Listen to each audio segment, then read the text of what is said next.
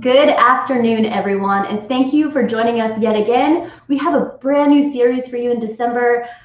Baby, it's cold outside, when it's not the holliest or jolliest time of the year. So when you think about the holidays, that wonderful, beautiful time between Thanksgiving and Christmas, that brings a lot of joy to a lot of people. They'll have their music on. I know yesterday I sent her a Snapchat. I copied her. I put on Christmas jazz music and it made me feel good. But the reason why we are bringing you guys this Baby It's Cold Outside series this month is because not everybody lights up with the holiday lights. No, in fact, the time between Thanksgiving and Christmas is the time clinicians see the biggest intake of new clients, as well as one of the highest times of the year for suicide rates. So with the holidays comes a lot of pressure. So although we're going to address a ton of different mental health concerns over this month, we're going to start the series today talking about anxiety. Yes, guys. So if you are watching this show today, please drop how in the comments below. I'm going to switch over so we can see your comments.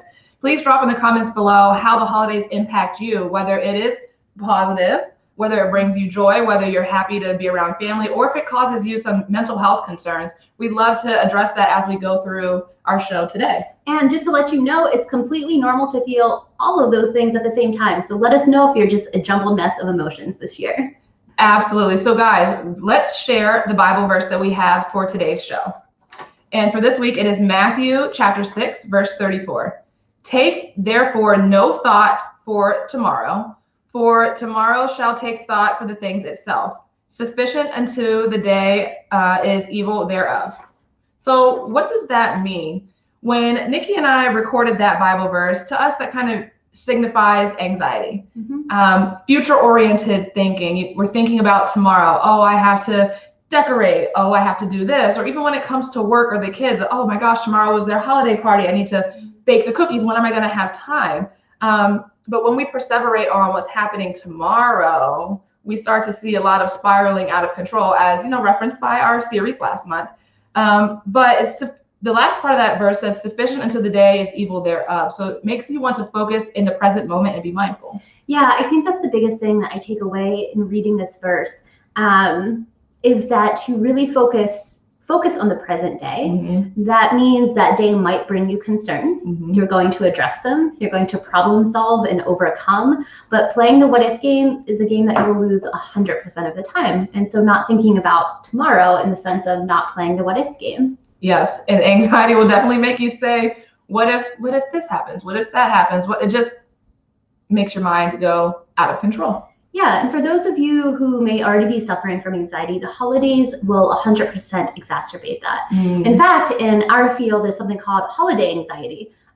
So it's for those who already have anxiety and it makes it worse, or sometimes people just get anxiety around this time of year, and it can be related to having unrealistic expectations on what the holiday should be and what family dinner should look like, and then your family arrives and, well, it's not that. Or this year, in the case of COVID, maybe no family is coming. Financial pressures, saying yes to a bunch of commitments that we feel obligated to say yes to, but in all honesty, we're still working, and when do we have time? When I think about holiday anxiety, two things come up for me that you just shared with everyone, and that's the financial pressures and definitely the overcommitment. If you have a kind heart, or just a heart period, and you love all the people in your life, your mind goes out of control thinking, oh my gosh, I have to get Kelly this gift, I have to get Nikki this gift, I have to get Tommy this. Like, you think about everyone, even that you might not have a super close relationship with, but you still think about them, and you still feel pressured to get them a gift. And then also the excessive commitments. Everybody's throwing holiday parties. Everybody's inviting you to do this, do that, bring a plate for this, bring a holiday drink, bring some tea, hot cocoa. It's just excessive during this season, and people really struggle with that. Yeah, and I think too, so we're going to add an additional struggle of COVID in this, in the sense of, I'm not sure how, but everyone has a different opinion on COVID, right? Everyone, for every person you ask, it's going to be a different opinion. Yeah, and so even for someone like me, so I try really hard to quarantine and isolate, but then I have social pressures of, I have friends who are also quarantining and some who aren't so much. But then they want to do something for the holidays, and I don't want to be sitting here home alone. At the same time, I want to make sure I'm doing my part and keeping the community safe. And so it's having to have those icky, vulnerable conversations of we have two different ideas on how do we want to address our safety and to what level we're addressing our safety. So you have all of these regular commitments, and now we're throwing in coronavirus. Yeah. And it is just, it's a lot. So you're adding in that social pressure and that kind of peer pressure around coronavirus, which, you know, when I think about that, I'm definitely that social person. I'm always want to go where I'm invited. You know, I always joke around, tell me when and I'll be there. I'm the friendship queen, right? But just those social pressures and being around other people that are outside of your normal friend group, especially around the holidays, can be very concerning and cause different types of anxiety and stress for you. Yeah, and so we'll probably get more into this next week when we talk about depression, but we know that anxiety and depression are two sides of the same coin. And so this is the time of year, regardless of whether you're saying yes to commitments or saying no for safety, or maybe saying, you know, you don't have a lot of commitments because you don't have the invites. This is really a time of year where anxiety, I think, tends to boil beneath the surface because it's also a reminder of what should be or what could have been and what isn't. I kind of think of that whole like loss of dreams. If you picture this ideal, like I wish I had a family to sit around the table with, and I don't. Or, you know, I moved to a new city, or I'm not good at making friends and I'm alone, and that can give you crippling anxiety. And it's just a really tough time of year for a lot of people. I'm glad that you mentioned that, Nikki, because there are some people who are isolated because they live by themselves. And maybe they, I'm really focusing on coronavirus right now, but maybe the holidays are the time of year where they look forward to leaving their, you know, isolated, lonely life, living by themselves and getting out there and finally reconnecting with friends they haven't seen for a while, family they haven't seen for a while. But now just that overarching coronavirus shutdown, quarantine, everything, they can't. They can't. And I can only imagine the anxiety that they're feeling regarding that. What am I going to do? Am I going to continue living in this loneliness throughout the holidays? Am I going to have to do a Zoom video session, you know, to connect with my family? Because quite frankly, those of you who have been doing Zoom, it's just not the same. It's just not the same. Yeah. And I know, I think I'm having, in self-disclosure, the opposite problem with my anxiety. So my friend group, we were thankful enough to all work from home. So that has kept us to be able to live in safety and we kind of hang around the same people all the time. So in regards to safety, we're doing the best we can. It's not perfect, but you know, we're trying to be cognizant. That said, this just came up yesterday, actually. On December 18th, 19th, and 20th, it's like a Friday, Saturday, Sunday. I have something going on every day with the same friend group. But you know, one wanted an ugly sweater party, one has a white elephant party. You're coming over that Friday evening to stay the night, and it's just, I didn't want to say no, and I still don't. But also, you know, my first thought was, oh my gosh, I normally work on the weekends and I do dissertation and I clean, and I'm like, what? How am I going to have time for all of this? And it instantly gave me crippling anxiety to the point like I'm like, I can't think about it. I'll get through that weekend when it comes. I'll end up having a good time. And I really did have to put this verse into play of like, let's not think about tomorrow. And I know that's such like a first world problem to have, and it's not, and you know, it's not something to necessarily be concerned with, but it is holiday related anxiety. Absolutely. You hit the nail on the head. I'm thinking, as you were speaking about those things, I completely forgot about the 18th, 19th, and 20th. I always have to be reminded about friendship, guys. I will be there, but I always have to be reminded. But just FOMO, the fear of missing out. And I feel like that is exacerbated with the holiday season. Just think about, like, if you were to say the 19th, we have an ugly Christmas sweater party with my cousin. Is that what you were talking about? No, I have another Christmas party. Okay. Well, I guess we'll be separate that day. Darn it. But just think. Maybe you're like, okay, I have other commitments, like I have to work on a dissertation, like you said, or some therapy notes, coaching notes, whatever. Just saying no to that is going to cause you to feel like, dang it, I'm missing out. Like all my friends and family are at this holiday party right now, having a good time. They're connecting with each other. They're drinking holiday cocoa or whatever they're drinking. You know, maybe eggnog, a little spiced eggnog there. But you're missing out on that. Yeah. Do you think that that creates a lot of anxiety for people? Absolutely. You have FOMO. Do I? Yeah, I don't. I would agree that I do have the fear of missing out. But lately, I'm not gonna lie, sometimes I do just like staying in the house, probably because I have a new puppy. Copied her, got a German Shepherd. My husband was like, oh, I want to be like Sean and Nikki, let's get one too. So we did. But I actually don't mind staying home now. I know you have been. I've been impressed. Yeah. So when we talked about holiday related anxiety, I just want to read some statistics here. According to the survey from the National Association of Mental Health Institute, approximately a quarter of people with a current mental health diagnosis state it gets 40% worse during the holiday season. In one study of 755 participants who felt anxiety or depression over the holidays, 68% felt financially strained, 66% felt severe loneliness, 63% overwhelming pressure, 55% perseverated on happier times, and 50% were unable to see loved ones. That's a lot. I think that's definitely a lot, especially when I refer back to the verse of the week. Just don't think about tomorrow. And all of those statistics you just read, the financial strain, the feeling lonely, the overwhelming pressure, perseverating on happier times, like those are future-oriented thinking, minus the perseverating on happy times, that's past thinking. But thinking about tomorrow or thinking about yesterday, you're not present.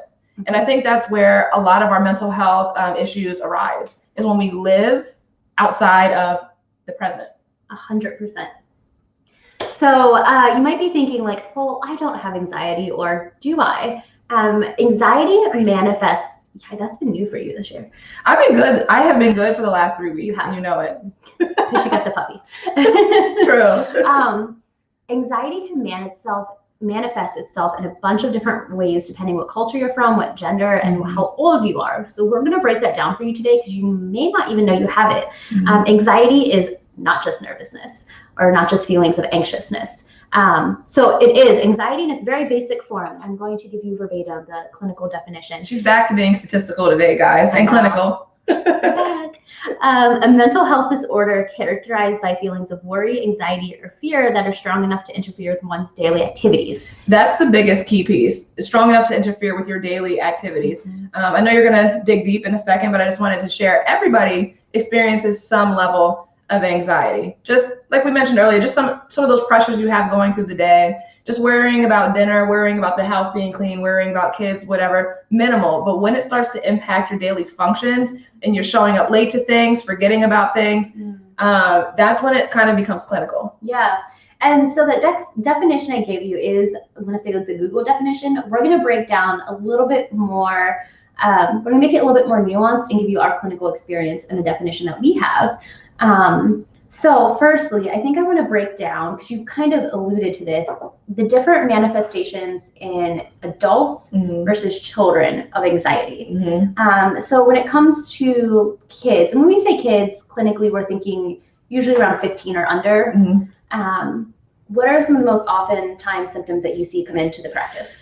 I know, especially when I focus on trauma coaching, this is where I think about anxiety, but anxiety happens to all of our coaching clients. But specifically with the trauma, I see a lot of lethargy. You know, they're just fatigued, don't want to do anything, shutting down. I'd rather just not deal with the drama of the world today. Anger and aggression is actually pretty big with the kids.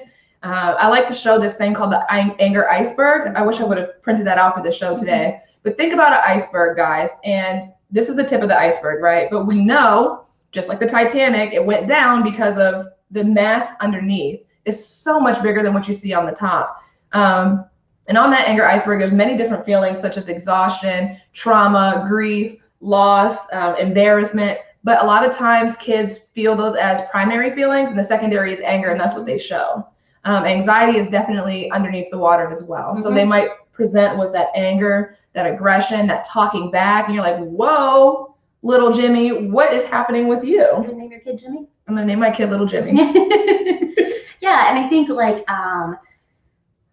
the inability to concentrate, focus on schoolwork, that's huge. Forgetfulness, crying, tantrums, all of like the emotional outburst stuff. So yeah, sometimes tantrums and anger are hormones, grumpy kids, undisciplined kids, whatever it may be. But a lot of times that is primarily a symptom of anxiety. Very few kids will say, I feel anxious or nervous, because they don't. Like you said, it just manifests completely differently. I think a lot of the times too, kids don't really understand what anxiety is, how it manifests, how to even like catch themselves. A lot of times Nikki and I talk to you guys about CBT or cognitive behavioral therapy. And when you're dealing with anxiety, it's important to catch those thoughts before you start expressing that anger and aggression. But kids, sometimes they just don't know. Yeah. they just don't know because they have all the stressors from school, the football team, cheerleading, whatever. But when I think about the holidays, these kids are like so fixated on their gifts and what to get. And maybe some of them know about the financial pressures from their parents, and they know Santa Claus or mom and dad might not be able to provide. I just can see that anxiety is swimming around that, especially with this new PS5 thing. I'm not sure if you've been on social media, but I see so many of my friends posting, where can I get a PS5? That's all my kid is putting. My one friend was like, it's okay, Mom. You don't have to get me a PS5 because I know Santa will. Whew, can you imagine the anxiety from that? This is a personal, I will not tell my children about Santa Claus because this is going to sound horrible. I want the credit. Like if I'm busting out $1,000, no, Santa didn't do that. Mommy did that for you. You're welcome. Do your chores. Right. It's kind of like, wait, does Santa get credit for this $800 PS5 or? You know, quick side note though. So this is something interesting that came up. So Taylor and I provide supervision for clinicians at some local agencies. And this came up during one of our discussions, but another con, so to speak, about telling your kids about Santa Claus is because for those kids who live in poverty, a lot of times we hear kids coming into the clinic and stuff saying like, well, how come Santa Claus doesn't love me as much as so-and-so? Because Santa gave them more presents. Or we had talked about it a lot with like disenfranchised youth and youth of color who like live in disproportionately like more poor income neighborhoods. They feel that Santa Claus doesn't visit their neighborhoods because they don't love them as much. So that's something else to think about too. I think when you talk about pressure, like you want to provide everything for your kids, but then there's also this aspect of what does that say about the greater community at large, and how am I putting pressure on that? And then that can create some anxiety on like, how do I balance like what's socially correct?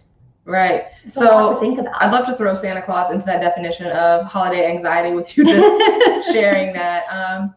You know, growing up, I didn't even know that Santa Claus was fake until I want to say I was 11, which is pretty old. Oh, you're so gullible. I love Oh my God, so gullible. My mom, Santa, bought me a fresh new pair of light-up sneakers, Skechers, actually, and I had them for a month, ended up losing them. Don't know where, don't know why. They were from Santa because the package said from Santa. And then I told my mom that I lost them. She goes, you lost those expensive shoes that I bought you for Christmas. I was like, that's how you found out? The anxiety was kicking in. I was like, Santa got them for me. My mom's like, oops, I bought them for you. Where are they? Elaine got mad. She did. There are some symptoms with children that do carry over into adulthood that will manifest. And that is also like the forgetfulness, trouble concentrating. For adults, though, we'll see more mood swings. Insomnia is a big one. So as kids, we'll see more of that lethargy. If you hear the barking, my dog is outside. And she has just now decided to come in for the day, even though she has slept from 8 a.m. until 1 o'clock today. Now she decides to come in. Maybe she's got a little holiday anxiety out there. So ignore that if you hear that. So again, with kids, you'll see more of that lethargy, just that wanting to sleep in till 1 or 2 p.m., just always tired. Adults, inability to sleep usually. And then you will see a little bit more of that general nervousness, anxiousness, like the more classical definition will come in with adults. What else do you see presenting in adults? I think just the biggest thing is that trouble concentrating. Pulling back in that Bible verse again, the focusing on tomorrow, if you will, the future-oriented thinking that creates that anxiety. If you have like a list of responsibilities that you need to take care of today, and you're not able to be fully present because you're thinking about, I'm just going to pull in the holidays, if you're thinking about the financial pressures, like, geez, my kid wants X, Y, and Z, and I want to provide that to them, like, how am I going to do that? Or just, wow, I have to go home and cook all this stuff for family members that are coming, for the commitments that I've made. Trouble concentrating. You're not going to be able to be fully present in your work or whatever you're doing because of that, you know, running around in your head. And I think as you see with like later teenagers and into adulthood too, you'll see a lot more emotional eating. So either overeating or undereating. Sadly, mine is the overeating. I wish it was the undereating. It is not. I think that's common. I think, you know, when we think about, and this is a whole nother topic, but when we think about coping skills, eating is definitely a coping skill. And we see that a lot in victims of sexual abuse or just victims of trauma in general, just using eating to kind of cope with their feelings of anxiety and stress. But that's definitely a very, very big one, Nikki. Yeah. And then I think lastly, the thing we see present the most for adults with anxiety and you can relate to this one, is they'll have more physical manifestations. Woo. So heart palpitations. You calling me out on this one.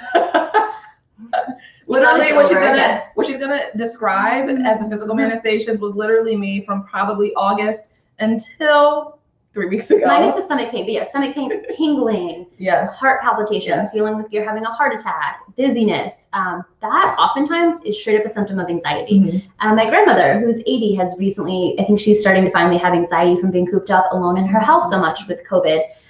She keeps complaining about these things like, Nikki, I'm tired, I'm napping, then I have so much energy, I feel like I'm gonna scream. And then she explains these physical symptoms. I'm like, Nana, you're just anxious. Yeah. You have anxiety right now.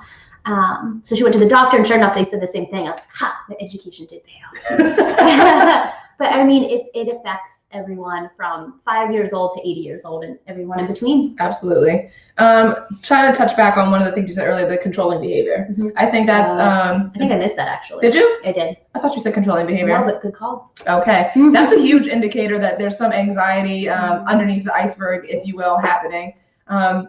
You'll just see people trying to control the littlest things, like, no, what really needs to happen is this. I said you need to be home at this time. I want this, this, and this on the dinner menu. For adults and kids, that controlling behavior. Oh, for sure, for sure. I mean, sometimes you might see it more in the kids that tantrum too. They're trying to, when you control things, you know what's going to happen. It's predictable. When you start to fall outside of that unpredictability is where the anxiety and other mental health things start to come in. Don't want to put my family on blast. I'm not going to say which family member. But I do have a family member that suffers from anxiety. Not me, but maybe it runs in the family. I'll say right? You are one of them. Another family member went to their home to kind of help out with some of the things that were happening. And she wanted to move an object of furniture so she could plug in a breathing machine. Is that what it was? A breathing machine? A breathing machine. And that person kind of freaked out, like, no, I need this outlet for this, blah, blah, blah, blah, blah, blah, just freaking out. But that was her need to kind of control that situation, to kind of feel like, okay, I use this every single day. Now it's predictable. I'm in control of this situation. Plugged in her vacuum, which could be plugged into any. The outlet on what she plugged in her vacuum. Like, there's so many outlets in this house, to be honest, but she needed that specific one. Underneath what she was showing us, which was that anger and upset, whatever she was showing to my other family member, was anxiety. Yeah, and if you think about it, anxiety is like the Bible verse says, like worrying about tomorrow. Right. And it's generally, like we had described, things out of our control. So you're right. When we feel things are out of our control, whether it's financial pressures, not having enough time in the day, whatever the case may be, we do everything we can within our power, which usually ends up to be very nitpicky, trivial, unconsequential things. 100%. What else is on the list for adults? I'm trying to think. There's so many different ones that we see. There's so many different manifestations. Yeah. So those are manifestations, meaning symptoms that we see. What are like the actual DSM diagnosis of anxiety? So we kind of want to talk to you about that, but I want to throw in this caveat, and we're going to discuss this here in a minute. The DSM is the Diagnostic and Statistical Manual. So it's all the mental health disorders. It gets updated every 10 years. There's a lot of research that goes into it. That said, it is very much still like a medical model, and it's based very much on Western culture, like very succinct symptoms. You have to fit a certain criteria. If you don't get diagnosed. It doesn't really take in cultural differences at all. Right. And so we say this is like based on the DSM, which is primarily what Western cultures use. But if you have family or your ethnicity is a little bit different, or just know that you may not fit into this box, and that's okay.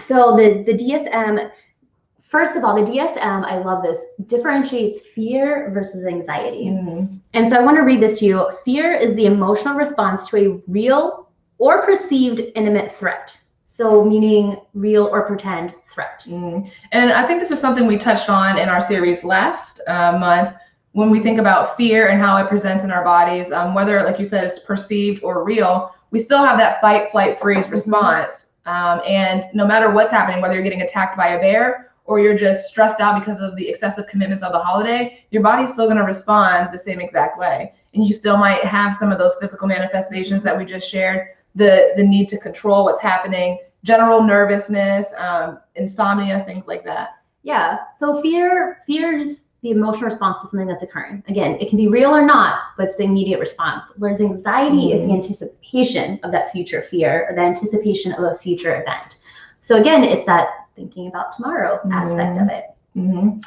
Pulling in, oh my gosh, I just love how like our series kind of flow with each other. And we don't do it on purpose. We don't, but it pops up. Thing that comes out. It pops up. The Philippians chapter 4, verses 11 through 13, I believe it was, or maybe verse 8.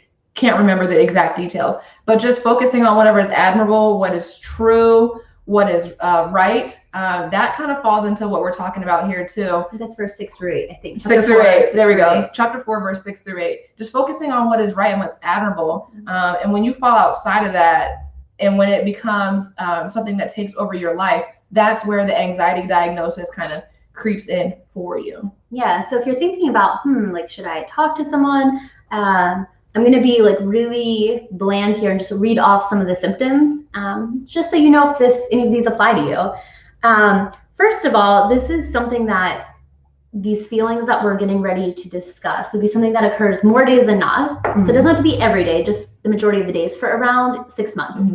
So if you have a bad month, you probably don't have an anxiety disorder. If it lasts for a few months, definitely I would go talk to someone. Time out. You said 6 months. So let me see. August, September, October, November. I had it for 3 months. Yeah, you're coming out. So technically I should not be diagnosed with anxiety, and you shouldn't say I have it. I'm just kidding.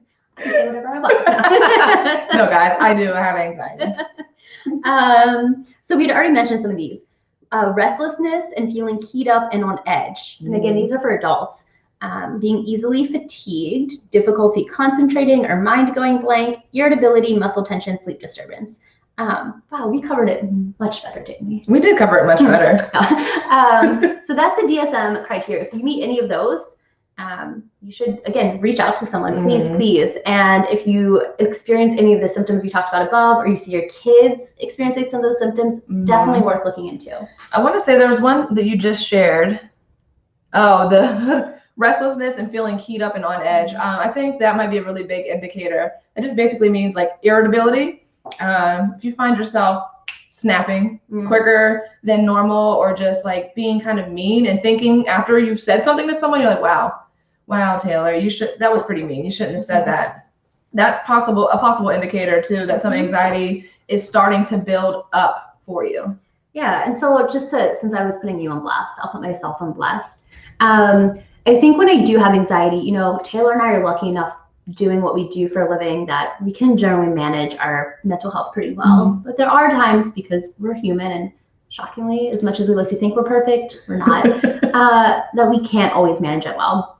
And I think you and I are great together, because like when we're both good, we are both good, and we're both bad, we will spiral each other out so fast. Like we're very influenced by each other's moods. We used to be the opposite. Yeah. Though, like if you were down and out and I was super positive Patty, which is me being positive Patty is the norm, we would be able to influence each other and bring each other up. Or if she was, super happy and I was down, we could influence each other. But now, I don't know what happens. We spend 7 days a week together now. I don't know what happened, but if she's feeling anxiety, it spills over onto me, and then here we are, just kind of like spiraling. That was a great image. That's exactly what it's like. Right. Spiraling out of control. Yeah. So for me, I think for the irritability, I can see a little bit, like you'll snap. Oh yeah. And that's not you. I think for me, I get really like annoying. Like I'll perseverate in the same thing and like text, call. Like and then I'll repeat myself and then just massively clean my house. Like I get really OCD about just everything has to be perfect. Like one little thing is maybe I'm like, Taylor, did you touch my stupid and although yes, I'm generally like a clean person, I'll get like really stressed out about it. That's when I know my anxiety's up. For you, like, you'll be a little bit more curt or short, and I'm just like, what? I'm a little bit irritable and forgetful. You get super forgetful. Yeah. So I, for those of you who know me, I do also work with Dr. Dawn Crossan, and she, besides Nikki, is another person that truly gets me. And when I start to forget reports or I'm late on things, which happens not often, but when it happens in that moment, both her and Dr. Crossan are like, Taylor, what's going on in your life right now? Like what's happening at home? You're not being present. You forgot to turn in things that you're supposed to turn in. And that's the biggest indicator for me that anxiety is happening or that I'm experiencing something that's not making me light up. Yeah. So those are, like we said, the DSM diagnoses. We talked about in our clinical practice, what we see, and then how we experience and how it manifests in us. So I want to just talk a little bit culturally for those who may be watching and who this applies to, how your anxiety might manifest differently. So what would you like to address first? Well, since we brought up the Western with the DSM, the DSM-5, let's focus on the Western culture first. A lot of people, again, I want to refer back to that anger iceberg picture, show anger when they're feeling anxiety. And this is especially prominent in African American communities, as well as Hispanic communities.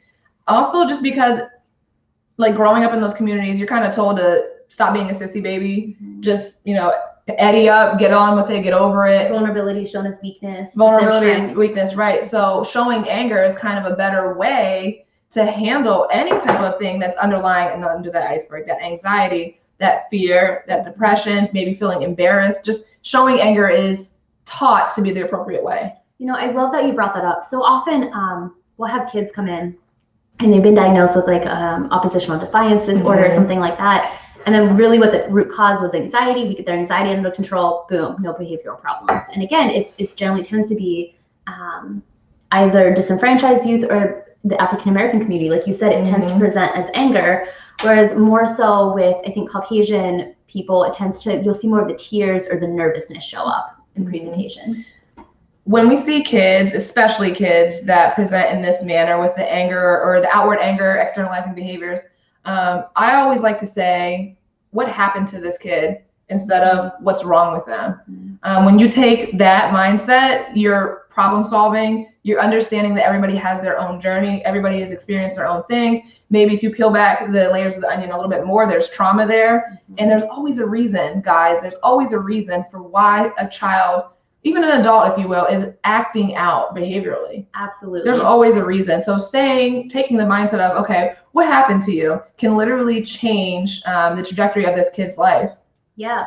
And you had started out too talking about like Western versus Eastern cultures. So if you identify with an Eastern culture, right, you're going to probably see anxiety more in physical manifestations. Oh, my stomach hurts. You know, I think, if I get this wrong, I'll be really upset, but we had a coworker that was from Singapore, and she had said a lot about people will complain of heart pain. Like, my heart is just bleeding. That is oftentimes a symptom of anxiety. Like, they'll actually feel, you know, you'll feel pain in your chest and in your heart area. So understand who you're talking to and where they're from and what they believe in, and a little bit about how they grew up will really change the ideas you may have about them and if they're presenting with anxiety or not. The term anxiety in and of itself, guys, it does not have a solid one-size-fit-all definition. It's just not possible. There's so many different, like you said, cultures, different ethnicities, different backgrounds, different situations that people go through, and that's how anxiety manifests differently amongst everyone. So just because for you might be irritable and forgetful doesn't mean that it's going to be the same thing as somebody else. Right. And you could have all of these symptoms and not have anxiety, which is why you need to talk to a professional because they can discern and work out those little nuanced details. I'm going to throw out some last statistics before we end the show today. If you're not sure, or hey, how common, how normal is this? Anxiety disorders alone. So remember that we talked about anxiety being comorbid, meaning it usually has another diagnosis. So if you have anxiety, you usually also have depression, bipolar, some other disorder. So anxiety alone, it's one of the most common mental illnesses in the US, affecting 40 million adults in the United States ages 18 and older. So not even including our kiddos, which is almost a quarter of the population. I was going to say there's 300 million people in the United States per the last census, and you're telling us that 40 million of them experience anxiety. Yep. Wow. And those are the people who get treated. So think about all of us who are sitting here who don't go to the doctor, right? And anxiety disorders are super easy to treat without medication. Taylor and I, this is what we do every single day of our lives, right? Yet only 36% of those suffering will receive treatment. And I want to add, that's because of this what is the word I want to say? The stigma. There we go. I was gonna say the stimulation. The stigma around, right? The stigma around getting help for your mental health. I just feel like, especially in the Western culture, I don't know much about the Eastern, so she could probably speak to that. But especially in the Western culture, mental health illnesses are kind of looked at like an illness instead of exactly looked as a deficit. Exactly. And who wants to go to the doctor and be labeled with an illness? I don't think many people want to go through with that, but we're here to tell you guys, just because you're diagnosed with anxiety doesn't mean that your life is over. There are so many ways for you to get control of your anxiety. One of the things that we like to use, especially myself, is a technique called thoughts on trial. And that's where you kind of think about the thing that you're perseverating on, or the thing that's causing those anxious thoughts, and you write down the evidence for that thought and the evidence against that thought.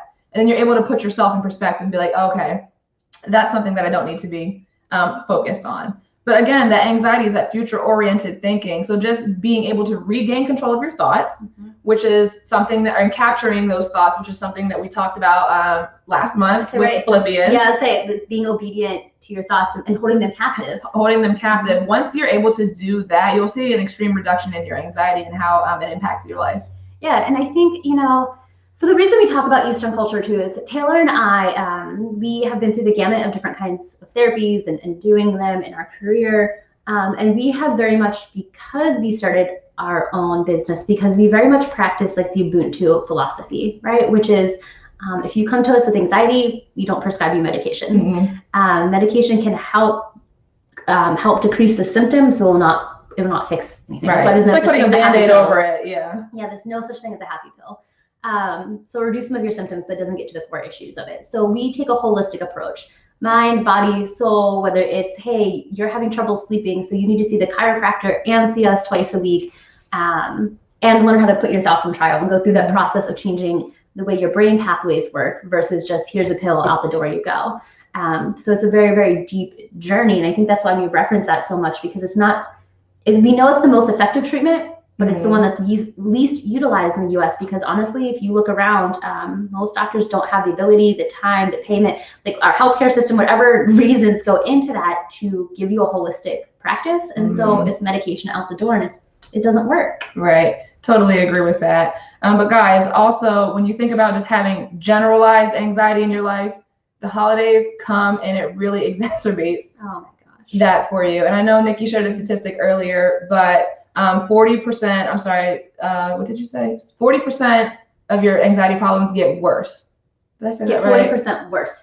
Get 40% worse during this time of year. It's almost double. And again, that's why we wanted to bring you this series of Baby It's Cold Outside, to kind of explore, the connections between holidays, the different mindsets that you have, and the mental health that kind of surrounds that. It's very important to address those things because, again, this is supposed to be the jolliest time of year. You're supposed to always be smiling, always be giving, always be open-hearted, but that's not possible, always possible for a good percentage of the population. Yeah, absolutely.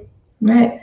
So as always, guys, if you enjoyed our show, please follow us. We have more content on our social media pages. We have our Instagram page, which is BKLLC19, and our Facebook page, which is Bryant Katsaounis Life Coaching. And you can also visit our website at www.visiondrivencoaching.com. Please sign up for our newsletter there as well, guys. When we decide to start doing them again. When we decide to start, yes. So we've had a lot of new subscriptions lately. So if it's from you guys watching, thank you. Taylor and I have been putting our focus on other things, and we have not found doing them has been jolly or holly for us, but we will start doing them very soon. Absolutely, guys. So as always, thank you for joining us on MINDTRIP, where we explore the connections between mindsets and mental health. Check us out next Wednesday at 2 p.m. for week 2 of our series, Baby It's Cold Outside. Have a great day, guys. Bye.